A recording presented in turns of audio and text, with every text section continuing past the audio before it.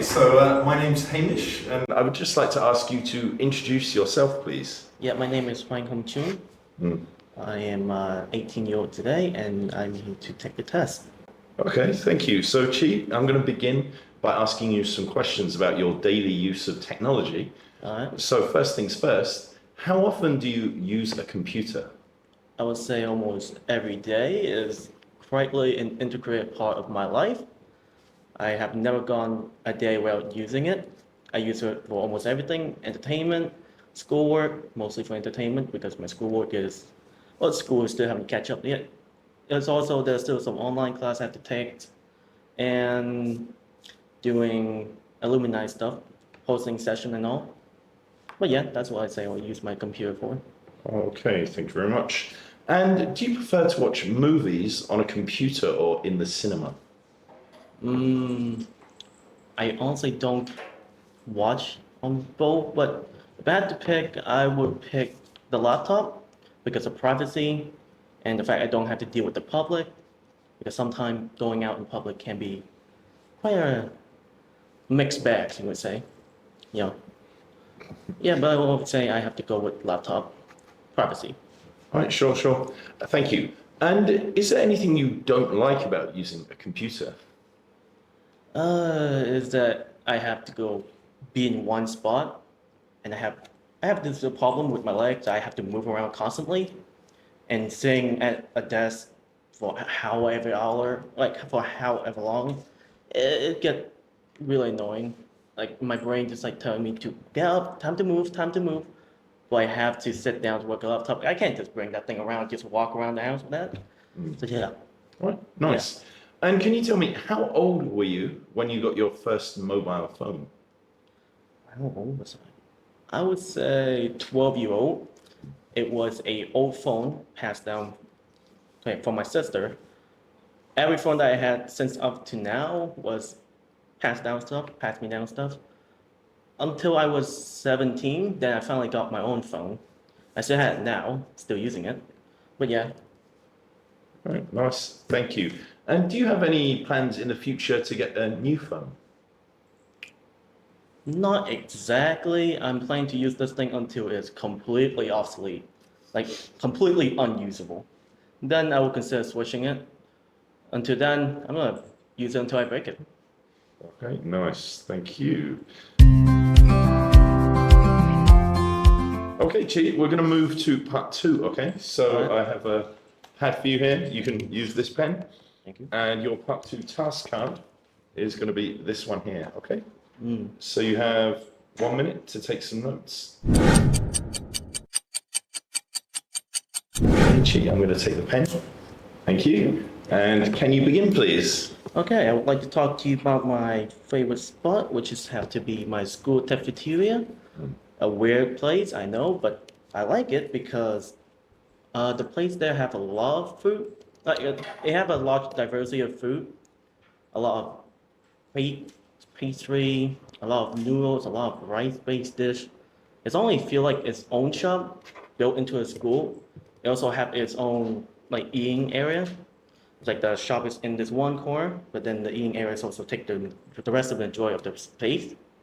It's cool because it's built right in the school, so you can go down there at break time, go down there, buy some food, hang out with friends, hang out, chat a little bit, then go back to class. It's convenient. It's extremely convenient. The decoration is nothing to write home about. It's just a classic school cafeteria. I mean, there's some plant in there. I don't know if they're fake or not. Maybe. But overall, it looked mediocre-ish. Right? Not something to write home about. But yeah, that's all I have to say about the school cafeteria. Well, fair enough. Thank you. So just tell me, how often do you eat in there? I would say twice a week. Nice. And do you have any favorite dishes they serve? Not particularly, other than this one baked pastry that have eggs. It's like you have hard-boiled egg baked into the pastry. There's also have a butter base on top of it. All right. Yeah. Okay, Chi, we're now going to move to speaking part 3. So my first question for you is, In your opinion, do people in your country eat healthily? I would say yeah, they eat extremely healthily because fat foods over here is not a thing. Eating out in vendor, like on the street, is a lot more healthy and it's a lot more affordable for the Vietnamese people. And the food they sell there is honestly quite healthy. A lot of vegetable, a lot of like meat option. I'll say yeah, it's really healthy for you because often or not they're like fresh. Because it's mostly homemade stuff. It's not a lot of like industrial products. So you can't think of any situations in which Vietnamese people might eat unhealthily? No, I would think at parties, definitely at parties, they will eat a lot of unhealthy food. But also I say that food vendor is healthy, but at certain spot, the quality of the food is questionable at best. Right? It may not be up to health standard. Okay, sure. But as you can see, the rates of childhood obesity are increasing not only in Vietnam, but around the world. So how can young people be encouraged to eat more healthily? This one's a tough one. I don't really have an answer for that one, other than via advertisement, because via advertisement you can really influence a lot of people to do certain things. And I think with enough advertisement and enough endorsement, you can get people to eat healthily, and also put regulation on unhealthy food, like tax, right? You can put tax on unhealthy food while lowering the tax for healthy food. Yeah, absolutely, sure. And do you think there are any significant differences in the types of food that older people and younger people in your country gravitate to? I would say, yeah, the younger people, the younger generation often, move toward more trendy food, more popularized by the internet, whereas the older generation, as you can probably guess, gravitate more to traditional food, like one had like phở bánh mì, whatever that, right? But the younger people tend to gravitate something more trendy. I'm not particularly well versed in that kind of topic, so I can't really give you an example of a trendy food right now. That's right in Vietnam, but yeah. Okay, fair enough. And how do you think that eating habits in your country will evolve in the future? This is quite a tough case because my people are quite diverse. So it's like giving one straight answer is kind of hard. I would say people in the city would tend to gravitate more outside of food, like foreign food, like KFC, Popeyes, that thing. Unhealthy, yeah, but it's new. It's the new stuff. People tend to gravitate new stuff other than the old stuff. Yeah, sure. Okay, thank you, Chi. And that concludes our test. So, of course, now I'm just going to give you a little bit of feedback. When I give feedback, I like to break it into the 4 IELTS areas. So, fluency and coherence, vocabulary, grammar, and pronunciation.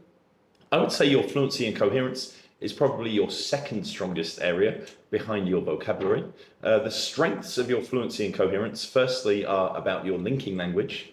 It's a requirement of the test that you use enough linking language, a variety, accurately and flexibly, and you definitely fulfill all those all those qualities. For example, when you say things like I honestly, or I finally, or I mostly, you're using your adverbs in a nice, natural, flexible position.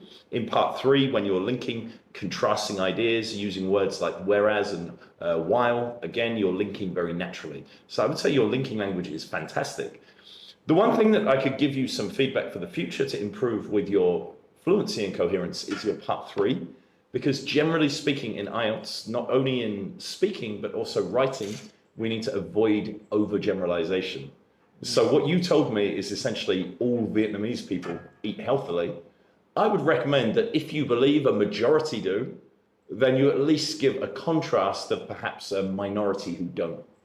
Likewise, then you could use examples like, for example, many busy students nowadays are forced to go to convenience stores like Ministop, where they eat instant noodles, which are essentially processed empty carbohydrate dishes with no nutritional value. You could also mention, of course, about how some deep fried dishes and salty dishes are very common in Vietnam. Salt, of course, being the main cause of cholesterol and heart disease. So I would say in your part 3, your answers were very good and you kind of hit the nail on the head with some of them. For example, when you offered the solutions, I thought that was fantastic. But don't forget, in IELTS, we need to give different examples. So if you're asked about people in your country, always think perhaps of what you think of the majority, but then maybe contrast it with a minority perspective, okay? Coming on to your vocabulary, I would say your vocabulary is your number one area because you have some wonderful idiomatic vocabulary, like a mixed bag and nothing to write home about, which you use beautifully. You have lots of less common vocabulary, like obsolete, unusable, switching to, diversity, regulations, questionable, etc. And you have nice collocation, like pass down and catch up. So overall, I would say your vocabulary was amazing in part 1 and part 2. Part 3, there is still scope for improvement because if you're talking about food, then there's a lot of topic-related vocabulary you could be using. As I mentioned, things like deep fried, salty, empty carbs, nutritional value, etc.